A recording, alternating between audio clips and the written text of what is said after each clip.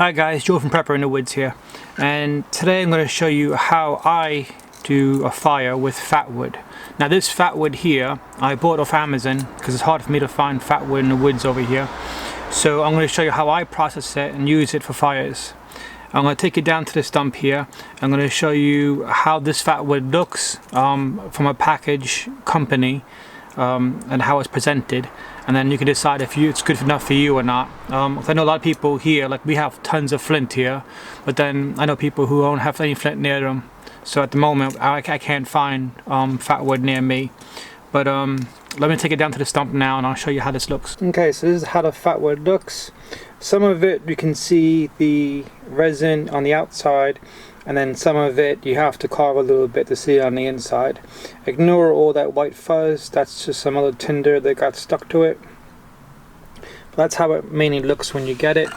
The sizes vary, the length is usually the same, and I'll put a more garboard in there just to show you the size a bit of how big the pieces are.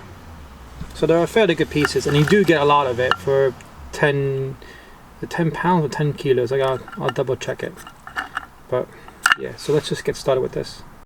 Okay, so again I'm using a Mora Garberg, and I'm just gonna finely kind of put pressure on it. Not a lot, just to get some fine curls on it. Because I don't want to burn the whole thing, I just want to burn some of it.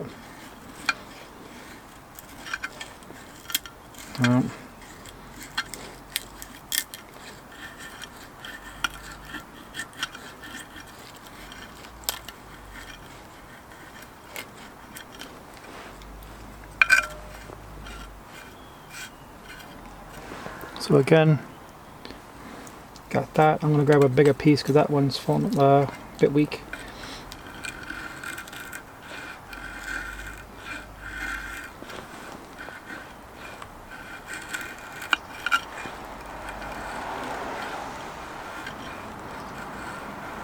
Get some straight ones, then some curly ones.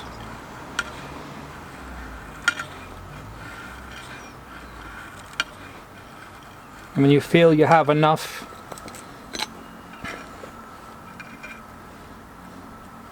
there, what I do is use the spine of my knife and then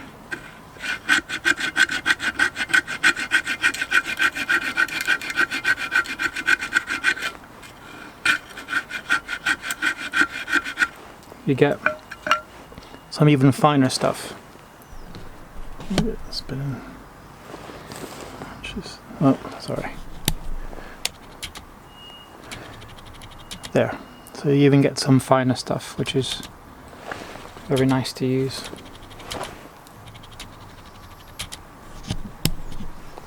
So once you have your finer stuff, which I put in the front here, just under the bigger stuff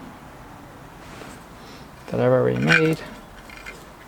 Don't waste any. Right.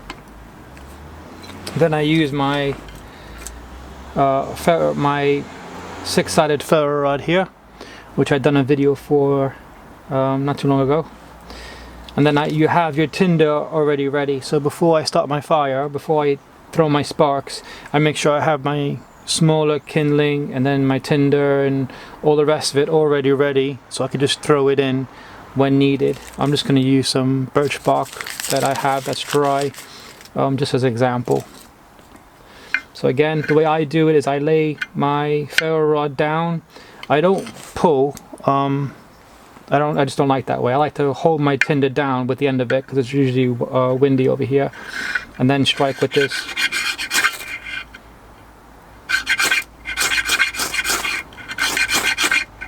And there you go. And then you just take it and then you throw your tinder on top and you're good to go. But like I said, that's just mine. You're gonna get a lot of soot because it's very oily, but it burns very well. Again, I got this off Amazon. I think it's a really good buy. I have enough Fatwood now to pretty much last me for a very long time. I mean, It comes in a very big box, so it's good stuff. I recommend it. I'll put a link in the description box below. So again, that's just the way I do it. You might do it differently, which is fine.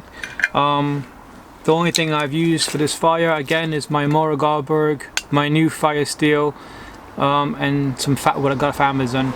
So at the moment all I'm doing is just using some stuff that I already have, just getting some practice in. Like again, it's raining all the time here. If you want to see more gear reviews and more outdoor stuff, I will be able to get outside a bit more now. So make sure you hit the notification button, like, share, subscribe, and I'll catch you next video. Thank you. Bye.